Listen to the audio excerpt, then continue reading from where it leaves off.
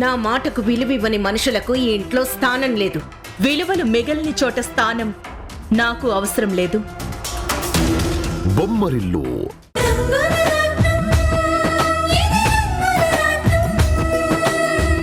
ఇన్నాళ్ళు అచేతనంగా తనలో తనే మదనపడుతూ ఒక పిచ్చివాడ్లా మారిపోయిన వంశీకి ఈరోజు గతం మొత్తం గుర్తుకొచ్చింది.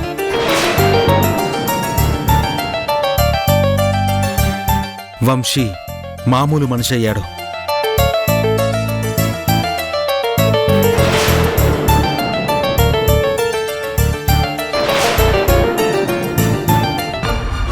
ట్రీట్మెంట్ చేస్తున్నప్పుడు విషాన్ని కక్కించడానికి ఇంజెక్షన్ ఇచ్చాను.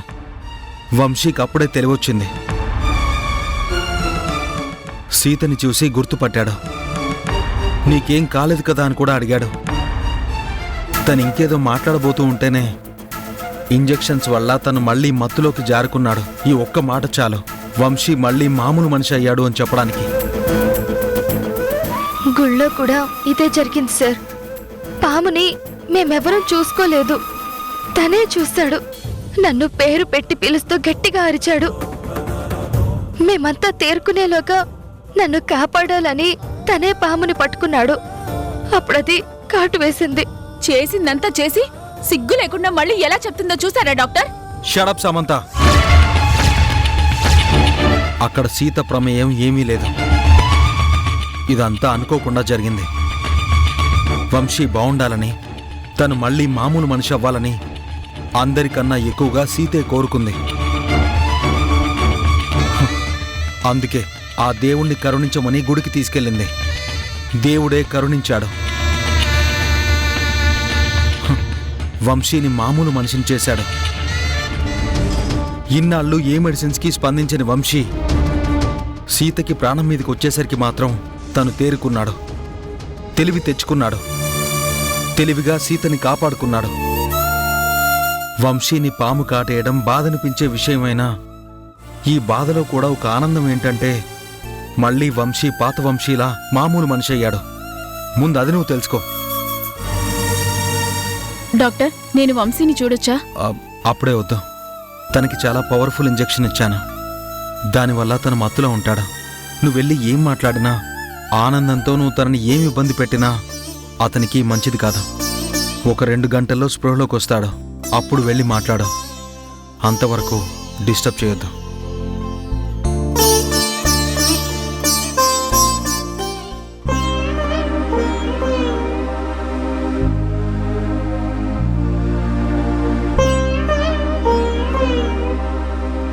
నేను కోరుకున్నదే జరిగింది. నా వంశీ మామూలు మనిషి అయిపోయాడు. ఈ విషయం వెంటనే తాతయ్యకి చెప్పాలి.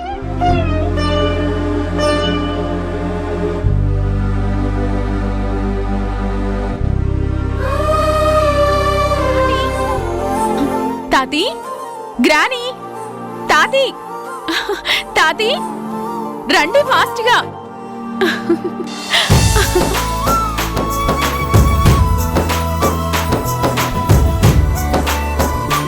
ఏంటమ్మా, ఎందుకంత గట్టిగా అరిచావు? గట్టిగా అరవడం కాదు తాతీ, ఎగిరి గంతెయ్యాలనుంది. ఈ ఆనందాన్ని ఎలా సెలబ్రేట్ చేసుకోవాలో కూడా అర్థం కావడం లేదు. చాలా రోజుల తర్వాత ఈ రోజు నేను ఎంత హ్యాపీగా ఉన్నానో. ఏంటి సమంత, ఏదైనా లాటరీ తగిలిందా? అంత సంతోషంగా ఉన్నా? అవును గ్రానీ, నిజంగా ఇది నా జీవితానికి ఒక లాటరీ అని చెప్పొచ్చు. నేను చాలా లక్కీ అని చెప్పొచ్చు. నా లైఫ్లో కూడా ఇలాంటి ఒక రోజు వస్తుందని, ఇంత సంతోషం వస్తుందని నేను ఎప్పుడూ ఊహించలేదు. అసలేం జరిగిందో ముందు చెప్పు. నా వంశీ మామూలు మనిషి అయిపోయాడు.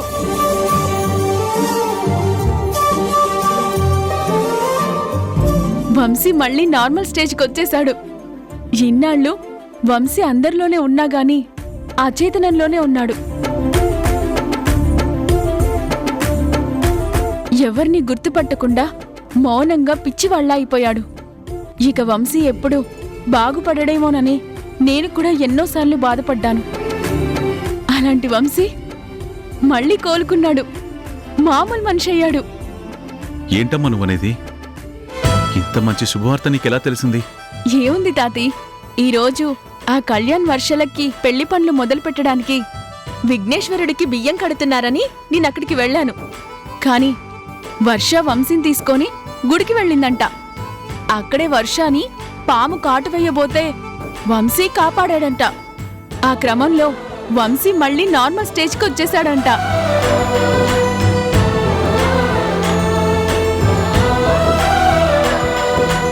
ఇన్నాళ్ళు ఎవరి గురించి పట్టించుకోకుండా అచేతనంగా ఒక రకంగా డిప్రెషన్లోకి వెళ్ళిపోయిన నా వంశీ మళ్ళీ నార్మల్ అయిపోయాడు.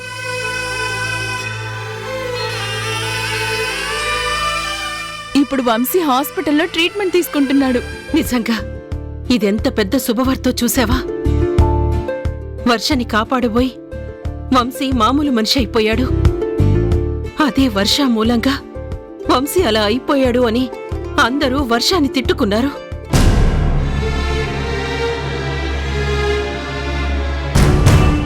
కానీ మళ్ళీ వర్ష మూలంగానే వంశీ నార్మల్ స్టేజ్కొచ్చాడంటే ఇదంతా వర్ష గొప్పతనమే. చూడు నాని, సమయం దొరికింది కదా అని నువ్వు ఆ వర్షాన్ని పొగడ్డం మొదలుపెట్టకు. నాకు చాలా చిరాగ్గా ఉంటుంది. నా వంశీ నార్మల్ స్టేజ్కి వచ్చేశాడు. మళ్ళీ నా వంశీ నాకు దగ్గరవుతాడన్న నమ్మకం నాకొచ్చేసింది. కలలు కంటున్నా సమంత. వంశీ ముందు నుంచి ఇలా లేడు, మధ్యలోనే ఇలా మారాడు. తను బావున్నప్పుడు కూడా నీకెప్పుడూ దగ్గర కాలేదు, దూరంగానే ఉన్నాడు. ఇప్పుడు మళ్ళీ బాగున్నాడు అని తెలిసాక నీకు దగ్గరవుతాడని నువ్వెలా అనుకుంటున్నావు? ఖచ్చితంగా అవుతాడు గ్రాని. ఎందుకంటే కళ్యాణ్కి వర్షకి పెళ్ళైపోతుంది. పెళ్ళైన అమ్మాయిని ప్రేమించకూడదు అన్న జ్ఞానం నా వంశీకుంది. తను ప్రేమించిన అమ్మాయి, తను ఎంతగానో ఇష్టపడిన అమ్మాయి తన ప్రేమను కాదనుకొని ఇంకొకరిని పెళ్లి చేసుకొని వెళ్ళిపోయింది అంటే అలాంటి అమ్మాయి మీద అనవసరంగా ప్రేమను పెంచుకున్నాను అని నా వంశీ బాధపడతాడు. వంశీని ఎంతగానో ప్రేమిస్తున్న నాకు మళ్ళీ దగ్గరవుతాడు. నా మెళ్ళో తాళి కట్టాడు కాబట్టి నా భర్తగా నాతోనే ఉండిపోతాడు. ఇక నేను వంశీ చాలా హ్యాపీగా ఉంటాం. ఇన్నాళ్ళు ఏ వర్ష అయితే మా జీవితాలకు అడ్డుగా ఉందో, ఇక ఆ వర్ష శాశ్వతంగా వంశీ జీవితం నుంచి వెళ్ళిపోతుంది. ఇక నా వంశీ నావాడవుతాడు. నా జీవితంలో అలాంటి అద్భుతం జరిగే రోజు వచ్చింది. అందుకే నా వంశీకి ఈరోజు తెలివొచ్చింది. మళ్ళీ మామూలు స్థితికి వచ్చేశాడు. ఇప్పుడు నీకు అర్థమైందా నా వంశీ నాకు ఎలా దగ్గరవుతాడో? నువ్వు అపోహపడుతున్నావమ్మా. వర్ష దూరం అవుతుందని వంశీ ఎలా అయిపోయాడో, మళ్ళీ అదే వర్షకి ప్రమాదం జరగకూడదని తన ప్రాణాన్ని అడ్డువేసే క్రమంలోనే వంశీ మామూలు మనిషి అయ్యాడు. అది వర్ష మీద వంశీకున్న ప్రేమ. అంత ప్రేమను చంపుకొని వంశీ నీకు దగ్గరవ్వాలని వర్ష కోరుకుంటుంది. అందుకే ఈ పెళ్లి చేసుకుంటుంది. ఈ నిజాలు తెలుసుకోలేక నువ్వు నీ సొంత చెల్లి మీదే నిందలు వేస్తున్నావు. పోనీలే, రేపు ఏం జరుగుతుందో ఇవాళ చెప్పలేం కదా. ఏదైతేనేం వంశీ మామూలు మనిషి అయ్యాడు.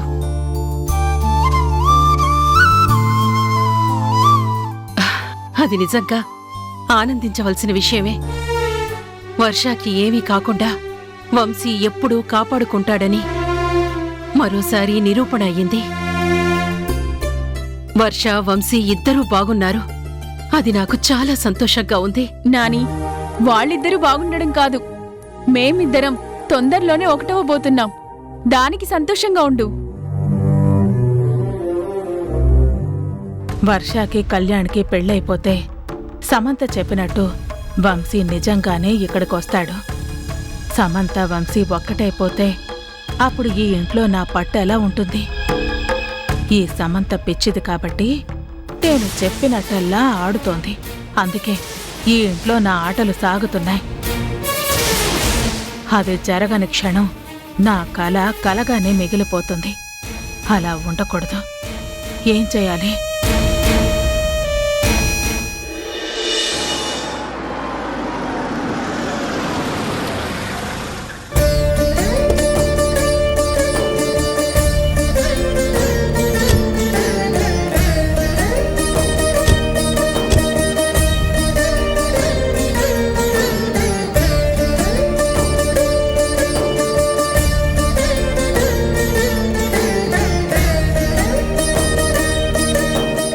ఒక్క నిమిషం బాబుగారు. గండం తప్పి మళ్ళీ మరో జన్మెత్తారు. ఏ తల్లి పూజాఫలమో తన తల్లిదండ్రులకి కడుపుకోత రాకుండా మళ్ళీ మన అందరి మధ్యకి వచ్చారు. దిష్టి తీయనియండి బాబు.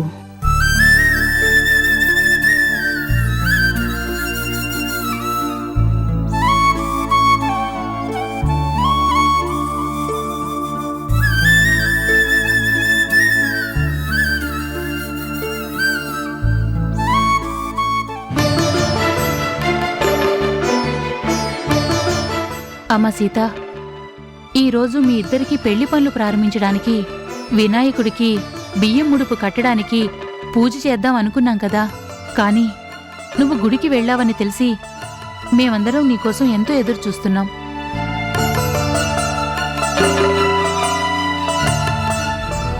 కానీ ఇంతలోనే ఇలా వంశీకి పాము కరిచిందన్న మాట వినగానే మేమంతా ఎంత కంగారు పడ్డామో తెలుసా?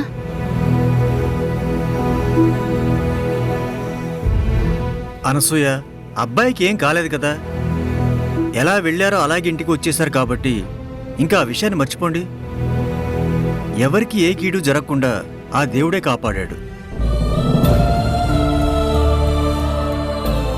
శుభకార్యం అనుకున్నాం కాబట్టి ఎలాంటి ఆటంకం జరగకుండా ఆ భగవంతుడే రక్షించాడని ఆనందపడదాం. ఇది చాలా ఆనందపడాల్సిన విషయం. ఇన్ని రోజుల నుంచి వంశీకి ట్రీట్మెంట్ చేస్తున్నాం, కానీ ఏదీ ఫలించలేదు. వంశీకి ఏ విషయమూ గుర్తుకు రాలేదు. తను అలా అచేతనంగానే ఉండిపోయాడు. కానీ ఈరోజు జరిగిన సంఘటనతో వంశీ మళ్ళీ మామూలు మనిషి అయ్యాడు, మన మనిషి అయ్యాడు.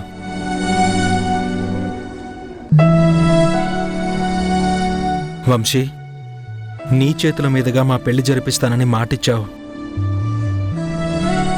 మా పెళ్లి కావాలని మాకన్నా ఎక్కువగా నువ్వు కోరుకున్నావు.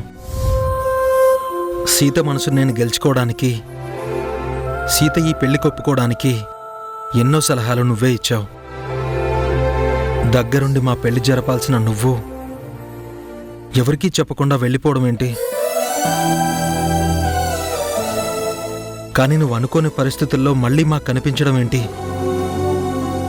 పిచ్చివాడ్లా మారిపోయి ఉండడం ఏంటి?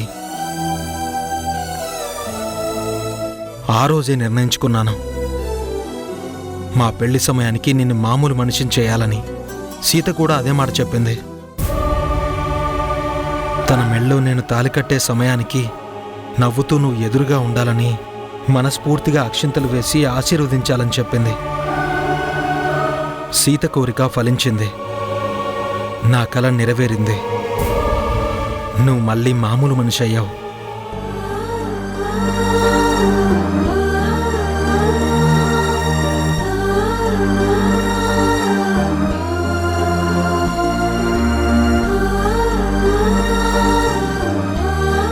డాడీ, అంకుల్ నార్మల్ అయిపోయారు కాబట్టి మరి ఈరోజు పూజ చేద్దామా?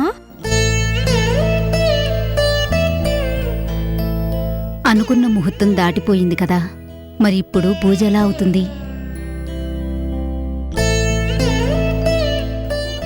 పర్వాలేదమ్మా, అనుకున్న ముహూర్తం దాటిపోయినా ఇంకా అమృత గడియలున్నాయి. ఈ గడియల్లోనే వినాయకుడికి ముడుపు కట్టి పెడితే పెళ్లి పనులు ప్రారంభించవచ్చు. మీరు త్వరగా వస్తే పూజ ప్రారంభిద్దాం.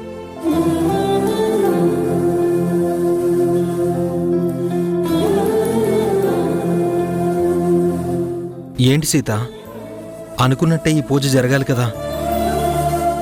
నువ్వు వెళ్ళి చీర మార్చుకుని తొందరగా రా, పూజ చేద్దాం.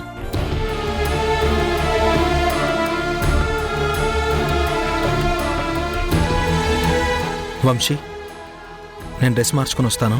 సరే. బాబు, మీ అందరికీ కాఫీ తీసుకొస్తాను. అయ్యా బొట్టు పెట్టుకోండి, అమ్మ మీరు పెట్టుకోండి. ఓం శ్రీ మహాగణాధిపతే నమః, మహాసరస్వత్యై నమః, శ్రీ గురుభ్యో నమః. హరి ఓం గణానాన్వా గణపతిం హవామహే కవిం కవీనాం ఉపమశ్రవస్తమం జ్యేష్ఠరాజం బ్రహ్మణాం బ్రహ్మణస్పదాన శృణ్వన్నోద్విశ్చేదసాదనం. మహాగణాధిపతే నమః. ఓం యశివో నామ రూపాభ్యాం యా దేవీ సర్వమంగళాతయోః సంస్మరణార్థం సాం సర్వతో జయమంగళం. శుక్లాం వరదరం విష్ణుం శశివర్ణం చతుర్భుజం ప్రసన్నవదనం ధ్యాయేత్ సర్వవిఘ్నోపశాంతయే. ఓం కేశవాయ స్వాహ, ఓం నారాయణాయ స్వాహ, ఓం మాధవాయ స్వాహ, ఓం గోవిందాయ నమః. అమ్మ మీరు ఆచమనం చేయండి. ఆచమ్య ఓం కేశవాయ నమః, ఓం నారాయణాయ నమః, ఓం మాధవాయ నమః, ఓం గోవిందాయ నమః, ఓం విష్ణవే నమః, మధుసూదనాయ నమః, త్రివిక్రమాయ నమః, వామనాయ నమః, శ్రీధరాయ నమః, హృషికేశాయ నమః, పద్మనాభాయ నమః, దామోదరాయ నమః, సంకర్షణాయ నమః, వాసుదేవాయ నమః, ప్రద్యుమ్నాయ నమః, అనిరుద్ధాయ నమః, పురుషోత్తమాయ నమః, దోక్షజాయ నమః, నారసింహాయ నమః, అచ్యుతాయ నమః, జనార్దనాయ నమః, ఉపేంద్రాయ నమః, హరయ నమః, శ్రీకృష్ణాయ నమః, శ్రీకృష్ణపరబ్రహ్మణే నమో నమః. ఉత్తిష్టంతు పురుషాచాః ఏతే భూమిభారకాః ఏతేషాం విరోధేన బ్రహ్మకర్మసుమార్దే. ఓం భూః ఓం భువః ఓం సువః ఓం మహః ఓం జనః ఓం తపః ఓం సత్యం ఓం తత్సవితుర్వరేణ్యం. ఏంటి వంశీ, నీ కళ్ళ ముందే నువ్వు ప్రేమించిన అమ్మాయి నా పక్కన కూర్చుని పెళ్లికి సిద్ధపడుతుందని నీ గుండె పగిలిపోతుందా? బాధంతా గుండెల్లో దాచుకుని బయటికి మౌనంగా ఉన్నావు కదా. నీతో జీవితాన్ని పంచుకోవాలనుకున్నాను. నా జీవితంలో నువ్వు ఉంటే ఈ జీవితం అంతా ఆనందంగా ఉంటుందని ఎంతో మురిసిపోయాను. కానీ నాకు తెలివొచ్చే సమయానికి నువ్వు ఇంకొకరి పక్కన పీటల మీద కూర్చొని పూజ చేయడం చూసి తట్టుకోవడం చాలా కష్టంగా ఉంది వర్ష. ఓం తత్పురుషాయ విద్మహే వక్రతుండాయ ధీమహి తన్నో దంతిః ప్రచోదయాత్. వేదోక్తదివ్య సువర్ణమంత్రం సమర్పయామి.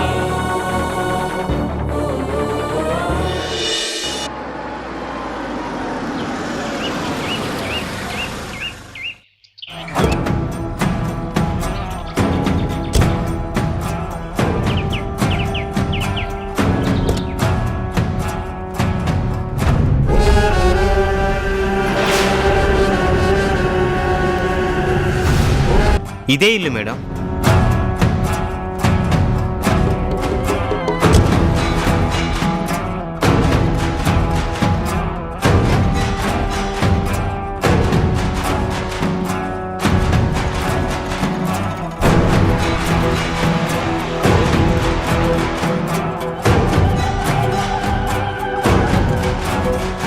గోపి,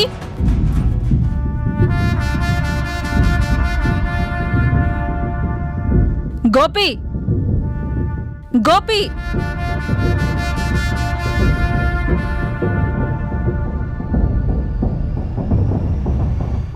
లోపలికి రమ్మా.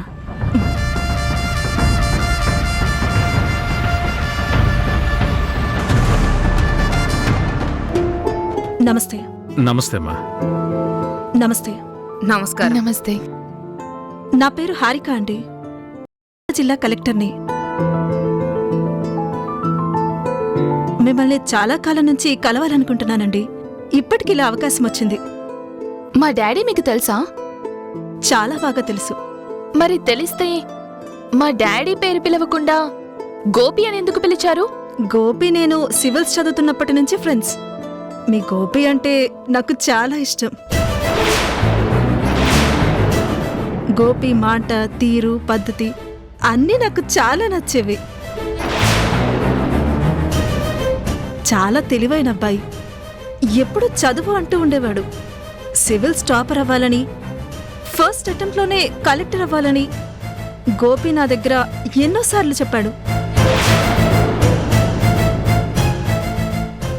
తను చదువు గురించి ఆలోచిస్తున్నప్పుడు నేను ఇంకేమీ మాట్లాడకూడదని మౌనంగా ఉండిపోయాను. కానీ ఆ మౌనమే నా గోపిని నాకు దూరం చేస్తుందని నేను ఊహించలేకపోయాను. తీరా దూరమయ్యాక బాధ నాకు మిగిలింది. గోపికి ఇంకో బంధం ఏర్పడింది.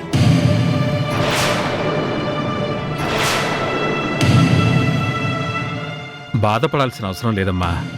గోపికి పెళ్ళైపోయిందని నువ్వు అనుకుంటున్నావు, కానీ ఇప్పుడు ప్రస్తుతం గోపి ఒంటరిగానే ఉంటున్నాడు. అవును, గోపి ఇక్కడ ఉంటున్నాడని నీకెలా తెలుసు? 6 నెలల క్రితం మేమొక కాన్ఫరెన్స్లో కలిసాం సార్. అప్పుడే తెలిసింది తను హైదరాబాద్లో ఉంటున్నాడని, తనకి పెళ్ళయిందని, ఈ ఇంట్లో ఉంటున్నాను అని తానే నాకు అడ్రస్ ఇచ్చాడు. గోపిని కలవాలని ఎప్పటి నుంచో అనుకున్నాను. ఇన్నాళ్లకు వీలైంది. ఇప్పుడొచ్చాను సార్. నువ్వు ఆలస్యంగా వచ్చావమ్మా. గోపికి ఇంటితో ఉన్న బంధాన్ని తెంచుకొని ఈ ఇంటి నుంచి వెళ్ళిపోయాడు. డాడీ, పరాయి వాళ్ళ ముందు మన ఇంటి విషయాలు చెప్పడం అవసరమా? అవునండి, తన స్నేహితురాలని చెప్తుంది కదా, అంతకు మించిన అభిమానం ఉంది అని వచ్చి రాగానే మన ముందు చెప్పడం మొదలుపెట్టింది. అలాంటప్పుడు మన ఇంటి విషయాలు తనకు చెప్పడం అనవసరం అనుకుంటాను. అదేంటి అలా మాట్లాడతారు? గోపిని కాదనుకున్నది వద్దనుకున్నది మీరు. గోపి దూరం అవడానికి కారకులు మీరు. అన్ని పనులు మీరే చేసేసి ఇప్పుడు ఇంకా ఏం పరువు మిగిలిందని దాచాలనుకుంటున్నారు? గోపి కోసం వచ్చిన మనిషికి గోపి ఎక్కడున్నాడో తెలియాలి కదా, ఇక్కడ ఏం జరుగుతుందో కూడా చెప్పాలి కదా. అందుకే చెప్పాను. నేను చేసిన దానికంటే నిన్ను అనుక్షణం కంటికి రెప్పలా కాపాడుకుంటూ వచ్చిందే సీత. నీకలాంటి పరిస్థితి వచ్చినందుకు తను ఎంత మదనపడిపోయిందో నేను అబ్జర్వ్ చేశాను. తనే నిన్ను ప్రేమిస్తుందా అన్నట్టు చూస్తుంది.